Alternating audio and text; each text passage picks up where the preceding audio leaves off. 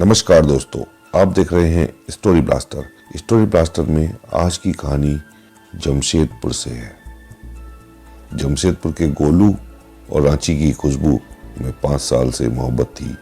फिर क्या हुआ कि रांची के सेंट जेवियर्स कॉलेज में गोलू ने हजारों लोगों के बीच खुशबू का सर काट दिया।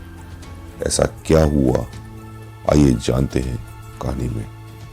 जमशेदपुर के सोनारी इलाके में 14 साल के गोलू ने साल 2006 की शुरुआत में पहली बार खुशबू को देखा। वो थी तो रांची की, लेकिन जमशेदपुर में अपनी नानी के यहाँ रहती थी। उम्र थी सिर्फ 12 साल। उसका मामा गोलू का दोस्त था, सो वह उसके घर आया जाया करता था। इसी दौरान वह गोलू से पहली बार मिली। दोनों के बीच रिश्तों की शुरुआत मुस्कुराने से हुई, फिर बातचीत होने लगी।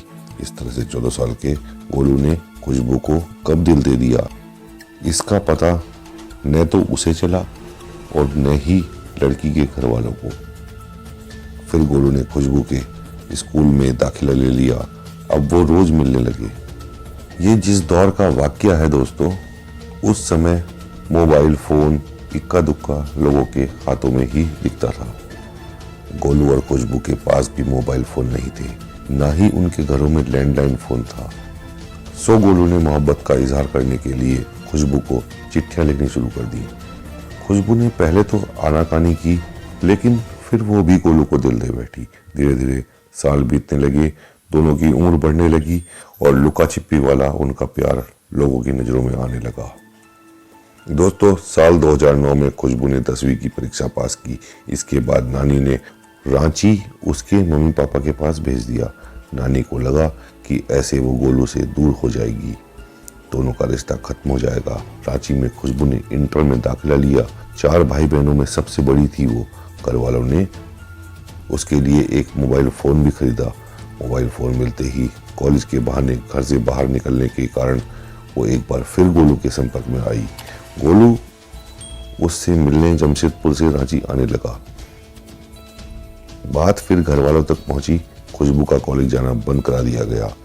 घर वालों ने खुशबू को इसके लिए भी मना किया था कि वो गोलू से आइंदा कभी नहीं बात करेगी। खुशबू ने यह बात गोलू को बताई और कहा कि वो उसे भूल जाए। गोलू को यह मंजूर ना था। वो खुशबू को गाहे बगाहे फोन या उससे संपर्क करने की कोशिश करता रहा। इसी दौर में सोशल मीडिया नेटवर्क फेसबुक की मकबूलियत तेज में बढ़ी। खुशबू और गोलू भी इसका इस्तेमाल करने लगे। गोलू अब फेसबुक पर खुशबू को मैसेज करता, कहता कि वो उसके बिना नहीं रह पाएगा और अपनी जान दे देगा। खुशबू ने समझाया, ऐसी नादानी की बातें मत करो, लेकिन गोलू पर कोई असर नहीं हुआ।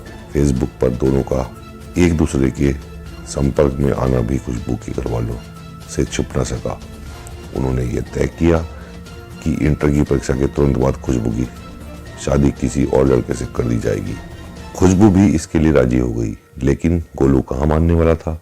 उसने खुशबू की नानी से उनकी शादी करा देने की मिन्नतें की।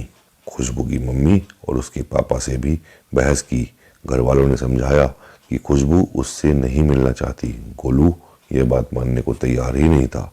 तब तक साल 2011 आ गया। तब खुशबू 19 की हो चुकी थी और अब गोलू 22 का। खुशबू ने प्राइवेट से इंटर का फॉर्म भरा और गोलू जमशेदपुर के RD टाटा टेक्निकल इंस्टीट्यूट से इंजीनियरिंग में डिप्लोमा कर रहा था। वो बार बार खुशबू से मिलने रांची जाता। अब इस बीच खुशबू की शादी रांची के ओर माझी इलाके में रहने वाले एक लड़के से तय कर दी गई। शादी की तारीख तय हुई 27 मई। उससे ठीक पहले अप्रैल महीने में खुशबू की इंटर की परीक्षा होनी थी। घर वालों ने सोचा कि परीक्षा खत्म होने के 1 महीने बाद खुशबू की शादी कर देंगे, तभी जाकर गोलू से छुटकारा मिलेगा। लेकिन इस खबर ने गोलू को बेचैन कर दिया। उसने खुशबू से बात की और उसे शादी करने से मना करने के लिए कहा। खुशबू ने इसके बाद गोलू से मिलना बंद कर दिया। यह बेरुखी गोलू को नागवार गुजरी।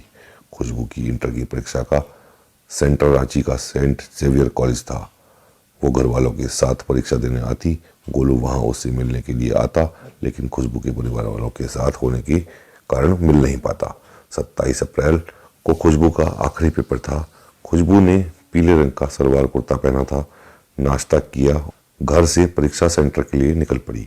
साथ में थी नानी बसंती देवी। सुबह के 10:30 बज रहे थे। खुशबू का घर तूपुदाना में था। जहां से सेंट जेवियर्स कॉलेज तक आने में उन्हें करीब 1 घंटा लगा। परीक्षा दोपहर 2 बजे से होनी थी, सो वो नानी के साथ कॉलेज के बाहर ही रुक गई। वहीं तो नोटबुक खोलकर इकोनॉमिक्स के नोट्स देखने लगी, जिसकी परीक्षा कुछ घंटों में होनी थी। तभी लाल टी शर्ट, भूरे रंग का जैकेट और ब्लू जीन्स पहने गोलू वहां पहुंचा। वो खुशबू को शादी करने के लिए मना करने लगा। नानी और खुशबू ने उसे वहां से जाने को कहा तो गोलू ने कुछ देर तक उनसे बहस की, फिर वो वहां से चला गया। थोड़ी देर बाद 2 बजे की परीक्षा के लिए कॉलेज का गेट खोल दिया गया और करीब 1 बजे खुशबू कॉलेज के अंदर चली गई। उसकी नानी कॉलेज में ही ग्राउंड पर बैठ गई। उन्हें गोलू के जाने की तसल्ली थी, लेकिन वो कहीं गया नहीं था। गोलू कॉलेज के कैंपस में ही दूसरी तरफ बैठा हुआ था। खुशबू परीक्षा देकर कॉलेज की पहली मंजिल के कमरा नंबर 41 से ठीक 11:15 बजे बाहर निकली। वो सीढ़ियों के पास पहुंचती है, तभी उसकी नजर सामने खड़े गोलू पर जाती है।